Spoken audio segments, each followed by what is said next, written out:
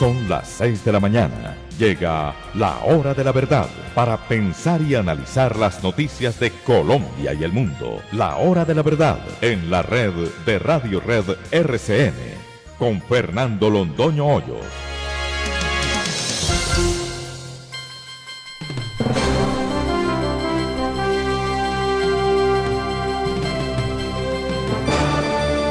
Muy buenos días.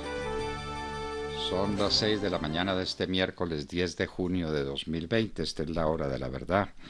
Y estos son temas y asuntos que trataremos en la grata compañía de ustedes durante las próximas horas.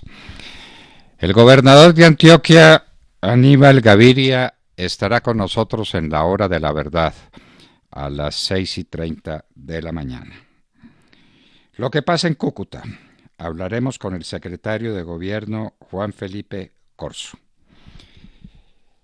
Insistimos en el contrato que prepara la registraduría para dejar el poder electoral tal vez para siempre en manos de Juan Manuel Santos a través de Deloitte Craig & Sons. Quieren traer, háganos usted el favor, como sistema de referencia, como paradigma de éxito, el método y las máquinas y el sistema utilizado en Venezuela, Smartmatic. Ese es el ejemplo que nos quieren traer para Colombia. Inaudito, sencillamente inaudito. El coronavirus en Colombia. Sergio Gel nos dará algunos detalles. Esto sigue creciendo, crecen los contagios, crecen los muertos, crecen los lugares de contagio. ¿Cómo va la apertura? ¿Qué pasará con la economía colombiana? Santiago Castro nos contará algo de la situación económica, uno de los problemas más graves que tenemos en el país, como ayer lo comentábamos con el ministro Restrepo. Reclutamiento de menores en Colombia. Ya está la prueba de que el ELN, las FARC y estos bandidos siguen en uno de los oficios más conocidos que tienen estas llamadas izquierdas, estos narcotraficantes en Colombia, que es utilizar niños para las tareas que ellos no quieren cumplir, o porque son demasiado riesgosas, o porque no tienen interés por cualquier razón que sea. John Restrepo y compañía. Esta es una empresa de 63 años, la recordábamos desde que éramos muy jovencitos. La principal empresa distribuidora de licores finos en Colombia cierra sus puertas. Recobros del IVA. Otro escándalo, pues.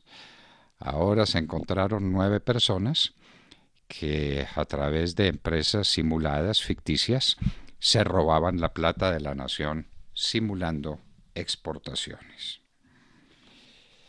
La Corte niega casa por cárcel al exmagistrado Gustavo Malo, que no era más sino que le dieran una especie de subrogado penal como este de casa por cárcel a un corrupto de esa naturaleza. 25 años de captura de Gilberto Rodríguez Orejuela.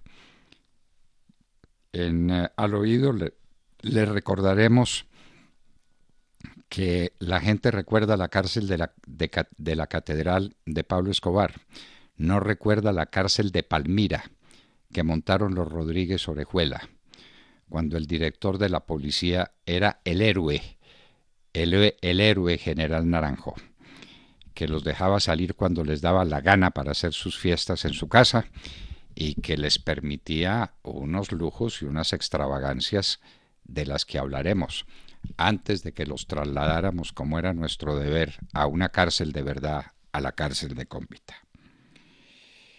El problema de coronavirus en Hidroituango y en las cárceles de Colombia. También Sergio Gel tratará el tema. La despedida en Houston a George Floyd en una ceremonia privada, no dejaron entrar al público, pero sí había 400 o 500 personas, las más cercanas a George Floyd. Ojalá no sea eso otro foco de coronavirus, pero en todo caso, el mundo está conmovido por esa atrocidad policial. La economía de los Estados Unidos oficialmente en recesión. Entra en recesión una economía oficialmente cuando en 2 trimestres consecutivos tiene decrecimiento, lo que llaman algunos crecimiento negativo. Trump quería mostrar el aumento que tuvo de los empleos y la reducción del desempleo previsto de 20% a 13%, la maravilla de la apertura, y le sale esta noticia: los Estados Unidos técnicamente en recesión. El último gran país que técnicamente entró en recesión fue Japón, que ya está saliendo de ella. Hombre de 75 años empujado por agentes de la policía en Búfalo está entre la vida y la muerte en un hospital. Y sale Trump a decir que se trató de un agente provocador. Como era un agente provocador, había que golpearlo hasta el punto de ponerlo a las puertas de la muerte. Señores, dice la ONU sobre Corea del Norte, que desde luego es impenetrable como son todos los regímenes comunistas, los que les gustan aquí a los de las FARC y a sus amigos, que en Corea del Norte hay una escasez de alimentos pavorosa, como la que hay en Venezuela también. ¿Quién sabe cuál sea peor? Y que hay una desnutrición generalizada. Ojo, la gente se muere en Corea del Norte, sobre todo después de 5 meses de cierre de la frontera con China por el COVID-19. La Universidad de Harvard hizo un estudio que demuestra que el coronavirus podía andar por el mundo desde el mes de agosto. La China resuelve que ese es un estudio ridículo. Puede que Harvard esté equivocado, pero dudamos mucho que la Universidad de Harvard haga estudios ridículos. En Bérgamo, Italia, el 50% de la población tiene anticuerpos. Se llega a la inmunidad del rebaño con 60 o 70%. Bérgamo es la ciudad de Italia más afectada por el coronavirus y la gente llegó al 50% de anticuerpos, es decir, en teoría, porque todas estas son teorías, el 50% de la población de Bérgamo tuvo coronavirus. Muchos murieron, muchos. Otros están ahí probablemente asintomáticos. Fauci, el asesor de Trump, se manifiesta sorprendido por la velocidad de propagación del coronavirus. Dice que estamos lejos del fin y que las protestas por la muerte de George Floyd pudieron agravar el panorama. A propósito, de la Guardia Nacional, es decir, del Ejército de los Estados Unidos, que sacaron a las calles para prevenir desórdenes, hay varios infectados por coronavirus. ¿Cuántos fueron los infectados de los que estaban en la manifestación, no previniéndola? En Tanzania, el presidente dice que logró acabar el coronavirus con oraciones. Entonces hay una preocupación muy grande en la OMS por ese nuevo sistema científico de combatir la pandemia, y el dato que tienen es que en la capital de Tanzania los hospitales están colapsados.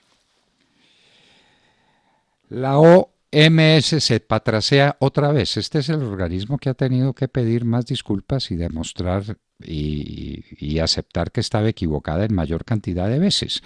Ahora es sobre el coronavirus en personas asintomáticas, que había dicho que no eran transmisoras del virus. Ahora tiene que decir que fue que la sacaron de contexto, que eso no es verdad y que el asintomático también puede transmitir el virus. Otra depatraciada de la OMS. Una firma, Jihad, que es la que produce el Remdesivir, dice que ya hizo estudios clínicos sobre macacos, es decir, sobre monos, y que se demostró que el Remdesivir impide que infectados por coronavirus tengan daños irreparables o daños graves en los pulmones. 13 adolescentes de colegio de Texas infectados en baile de graduación y fiesta playera en Galveston. ¡Ave María! No aprendemos. Corea del Norte rompe contactos con la del Sur por unos volantes que se fueron al otro lado de la frontera. Y esos volantes están prohibidos porque en Corea del Norte solamente se acepta que la gente lea lo que los autócratas de Corea del Norte quieren que lea. Brasil volvió a publicar las cifras de su contagio. Ayer tuvo 34.950 casos, superó a los Estados Unidos, y 1.272 muertos. Esta es la gripiña de Bolsonaro. En Gran Bretaña, los niños no irán a la escuela. Descubrieron, qué genios haberlo descubierto, que es imposible imponerle a los niños distanciamiento. Pues los niños juegan, los niños se reúnen, los niños son niños, por Dios. Para que lo tengamos presente en Colombia. Los niños no guardan el distanciamiento por una razón muy poderosa, porque son niños. Irán ejecutará supuesto espía de los Estados Unidos que permitió la muerte de Soleimán. Oigan esta cifra. 22 de 50 estados de los Estados Unidos reportan aumentos de coronavirus después de la apertura económica. En la Florida, por ejemplo, han aumentado en 46% los contagios. Volvamos a Colombia. Confianza del consumidor, noticia muy de última hora, menos 34%. La situación económica del país es gravísima y el consumidor no quiere consumir. La Tour Eiffel, o la Torre Eiffel, como ustedes quieran, o Eiffel, como dicen los americanos, abrirá el 25 de junio. En Colombia tuvimos 42.078 casos de coronavirus, Hidroituango más de 280, 1.372 muertos en Colombia y las cárceles a full de contagios. El Consejo de Estado, era lo que nos faltaba, anula un arbitraje internacional. No tiene facultad para eso. El arbitraje internacional es precisamente para no estar sujeto a las leyes de la nación, sino para eso se hace el arbitraje en la Cámara de Comercio de Bogotá. Y entonces declara la nulidad de un arbitraje internacional y eso es el aislamiento de Colombia. Colombia queda aislada por decisión del Consejo de Estado. ¡Qué absurdo! La Universidad de Oxford dice que habrá vacuna para el mes de octubre. Y los venezolanos están varados aquí en la autopista, se les está haciendo prueba para el coronavirus, se ha dicho que se los va a trasladar a los que no estén infectados a la frontera, donde no los deja pasar Maduro, porque Maduro es así y porque así son las dictaduras. Y en Hoy en la Historia recordaremos el caso de maltrato infantil más famoso de la historia, el de Luis XVII, hijo de Luis XVI de Francia y sobrino de Luis XVIII, también rey de Francia. ¿Qué pasó con este niñito? Era un niñito cuando terminó preso con su familia en el Temple.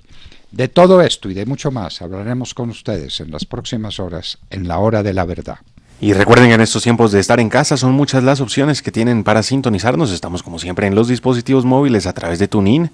Allí nos encuentran como La Hora de la Verdad. También estamos presentes a través de Facebook Live o a través de la señal en nuestra página de internet www.lahoradelaverdad.com.co. Por supuesto seguimos presentes con el apoyo de todo el equipo técnico de RCN que continúa trabajando incansablemente en las frecuencias de Radio Red de RCN. Allí estamos en los diales 710 AM en Medellín, 1200 AM en Cali y 970 AM en Bogotá, y se enlaza con nosotros la señal de Radio Sabana de Sincelejo a través de los 1370 AM. Ahora estamos presentes también en 9 plataformas de podcast. Nos encuentran en ellas todo el contenido de nuestras emisiones. Nuestros oyentes nos escuchan principalmente a través de Apple Podcasts y a través de Spotify. No olviden que los oyentes son lo más importante de La Hora de la Verdad y con todos nos encanta estar siempre en contacto, y hay muchas maneras de hacerlo. Nos pueden seguir en Twitter y enviarnos sus comentarios a nuestra cuenta @hora de la verdad, o también pueden hacerlo a través de Instagram, nuestra cuenta @la hora de la verdad oficial, o a través de Facebook, en donde además de estar transmitiendo en directo, siempre estamos pendientes de sus opiniones y de sus comentarios. En Colombia son las 6 de la mañana, 16 minutos. Continuamos con las noticias, con las más importantes del momento.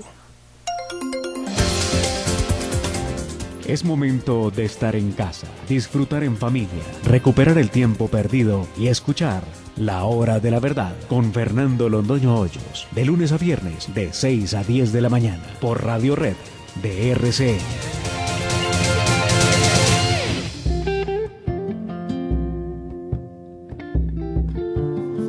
¿Cómo quieres ser mi amiga? Por ti daría la vida. Si confundo tu sonrisa por camelo si me miras, razón y piel, difícil mezcla. Agua y sed, serio problema. ¿Cómo quieres ser mi amiga? Si por ti me perdería. Este cantante de rock español, Pau Donés, español, cantante de rock, como ustedes lo pueden comprobar, perdió la lucha contra el cáncer y acaba de morir, dejando en honda tristeza el mundo musical que lo admira y que lo quiere a la distancia también. Pau Donés falleció víctima de un cáncer con el que luchó muchos años. Con esta canción, Agua, de Pau Donés, saludemos la mañana. Sergio Gel. Doctor Londoño, muy buenos días para usted, para todos nuestros oyentes. Colombia alcanzó ayer la cifra más alta de muertes desde que se lleva el registro de casos de COVID-19 en nuestro país. Así, 64 personas fallecieron en un periodo de 24 horas, lo que por supuesto tiene prendidas las alarmas porque seguimos caminando con paso firme hacia la cima de contagios y registramos pues este número de fallecimientos. La cifra de contagios alcanzó en Colombia las 42.078 personas y las cárceles, así como Hidroituango, son focos de coronavirus que siguen generando mucha preocupación. Las cárceles del país acumulan alrededor de 1.400 casos, confirmados al menos, mientras que la implementación de las excarcelaciones se quedó ahí, en nada. La ministra no volvió a decir nada, aparte de que fracasaron con ese decreto, que no se logró nada, pero no se ve tampoco que se corrija el rumbo ni se rectifique la situación. Entre tanto, pues los contagios avanzan en las cárceles del país, hacinadas todas ellas. Mientras tanto, en Hidroituango, en Antioquia, el número de contagios alcanzó las 280 personas, lo cual por supuesto también tiene en alerta máxima a esa región del país en donde funciona pues este proyecto, en donde se adelanta este proyecto de Hidroituango. En Bogotá, la localidad de Kennedy sigue siendo el mayor foco de contagios, con 3.459 casos, y en la localidad de Puente Aranda se han prendido también las alarmas, más precisamente en el sector de La Alquería, declarado ahora como zona de alerta naranja por el gran número de contagios que registra. La ocupación de las unidades de cuidados intensivos en Bogotá es un número que seguimos monitoreando constantemente. En este momento, el 46,8% de las unidades de cuidados intensivos en la capital del país se encuentran ocupadas. Hay mucha preocupación también por los 3 puentes festivos consecutivos que vienen los próximos 3 fines de semana, cuando muchos se preguntan si no se va a seguir saliendo de control la situación y si no puede afectar pues estos puentes, que se riegue el virus a regiones a donde pues está ya contenido Y bueno, la preocupación es en las principales ciudades del país y en sus alrededores. Por ejemplo, en el departamento de Cundinamarca, el gobernador Nicolás García ya expidió un decreto que cierra durante los puentes festivos por completo las fronteras del departamento y restringe totalmente la movilidad en el departamento de Cundinamarca. Entre tanto, en ciudades como Cali, los concejales están pidiendo que se imponga la ley seca y el toque de queda por completo durante los puentes festivos. Ya veremos qué hacen los mandatarios. Recuerden ustedes, estamos en manos de la decisión de 1.103 mandatarios para el manejo de esta pandemia. Cada uno verá cómo maneja el tema. Así que, pues en eso estamos. Ese es el panorama y en medio de este panorama tenemos que registrar, lamentándolo mucho, la muerte de otras 64 personas que han fallecido a causa del coronavirus en nuestro país. Bueno, los problemas en la costa atlántica son enormes. Vamos a ver qué pasa con Montería, donde se hizo todo un festival con la muerte de un reggaetonero, porque esas imprudencias se pagan y se pagan muy caro. Vamos marchando hacia el pico, vamos marchando hacia el pico. ¿Qué tan lejos estamos? Nadie lo sabe, porque en esta materia lo que se sabe es que nadie sabe nada. Lemar Córdoba. Doctor Fernando, compañeros de la mesa, oyentes de la Hora de la Verdad, muy buenos días. Pues les cuento en noticias del Congreso de la República que luego de prácticamente 2 semanas de discusiones en la Comisión Primera del Senado de la República, por fin avanzó ayer en su último debate, o para su último debate, el proyecto de acto legislativo que prevé la cadena perpetua revisable para violadores de niños y que modifica claramente el artículo 34 de la Constitución Política que prohíbe en Colombia la prisión perpetua. El primer problema que se resolvió en tiempo récord fue una recusación presentada en contra de todos los legisladores de la Comisión Primera, que fue revisada desde horas de la tarde del día lunes y resuelta ayer martes a primera hora de la mañana. En este asunto, la Comisión de Ética determinó que no procedía la recusación por errores de forma en contra de los congresistas. La jornada de ayer terminó con una votación de 13 votos por el sí y 0 por el no. Pues se retiraron del debate, entre otros, y no apoyaron la iniciativa Roy Barreras, Gustavo Petro, Alexander López, Luis Fernando Velasco, Carlos Antonio Lozada de las FARC y Rodrigo Lara.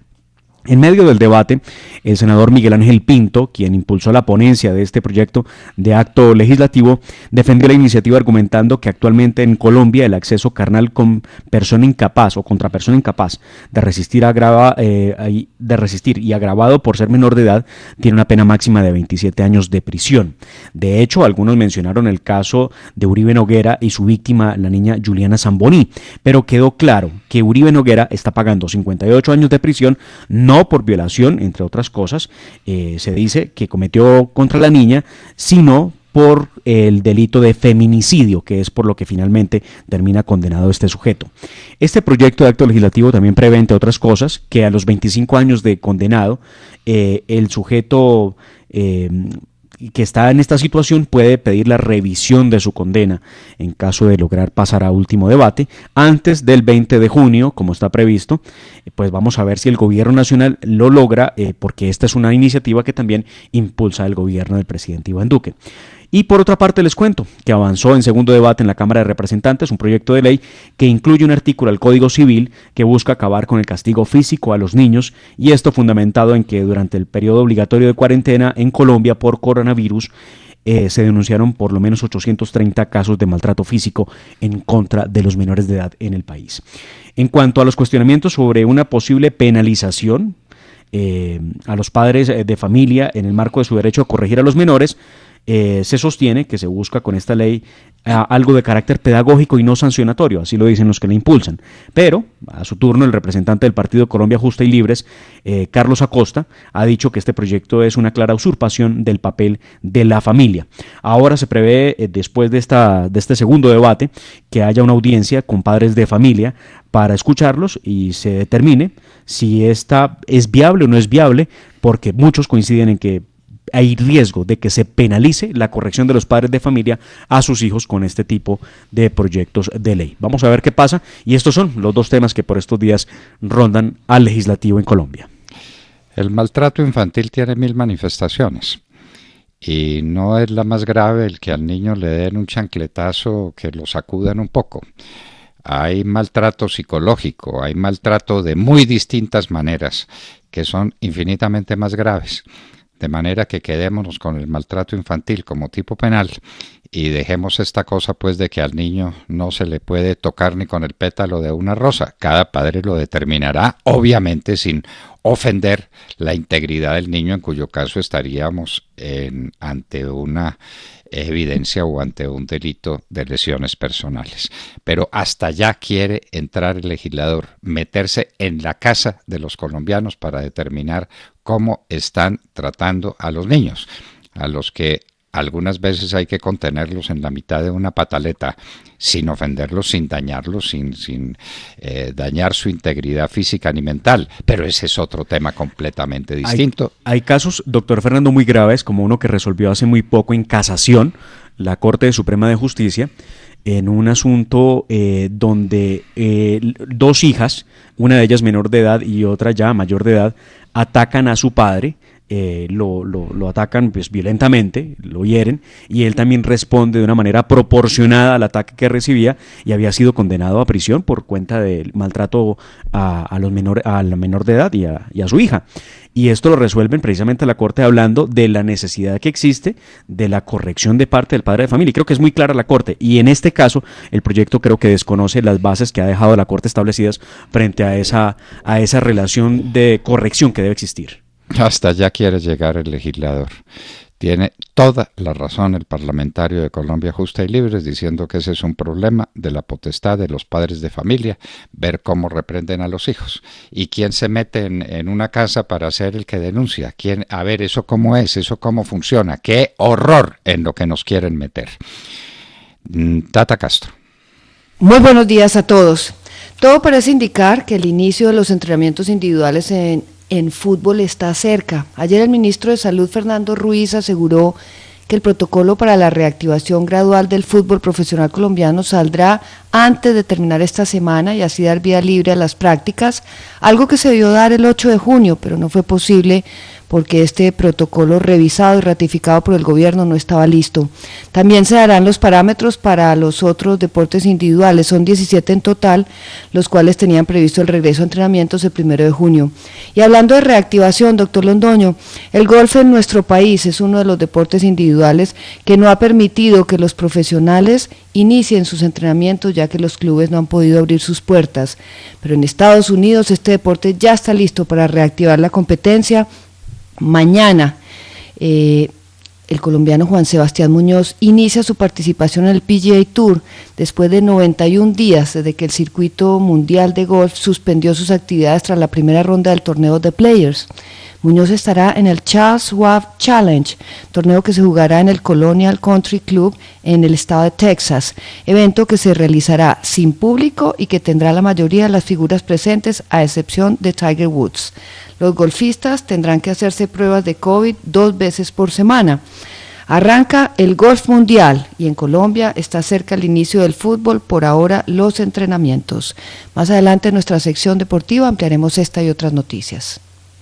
Por ahora escuchemos a Santiago Castro, que nos tiene noticias muy importantes.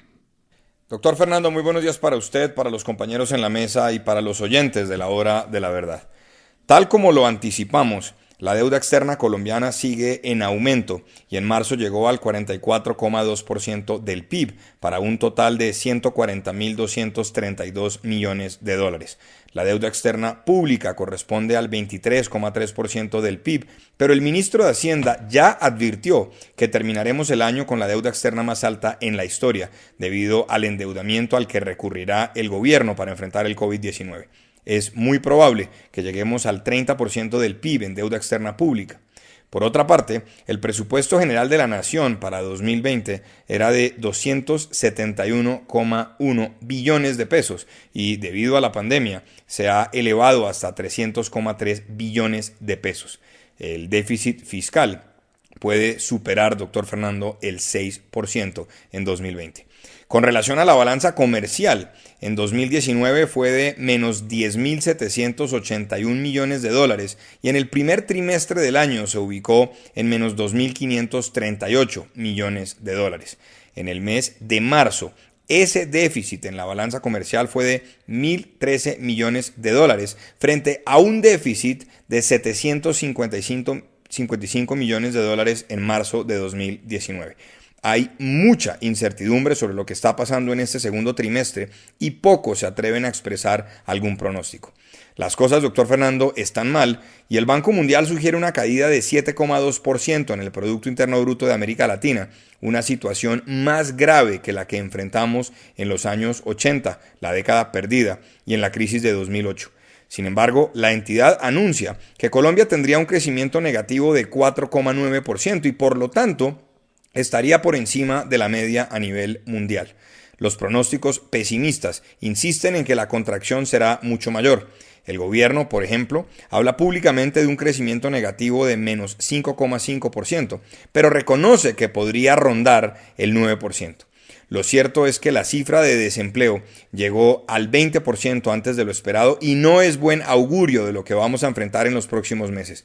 Los pequeños y medianos empresarios siguen expresando su malestar por la falta de apoyo y lo difícil que es acceder a las medidas que con tanto bombo se anuncian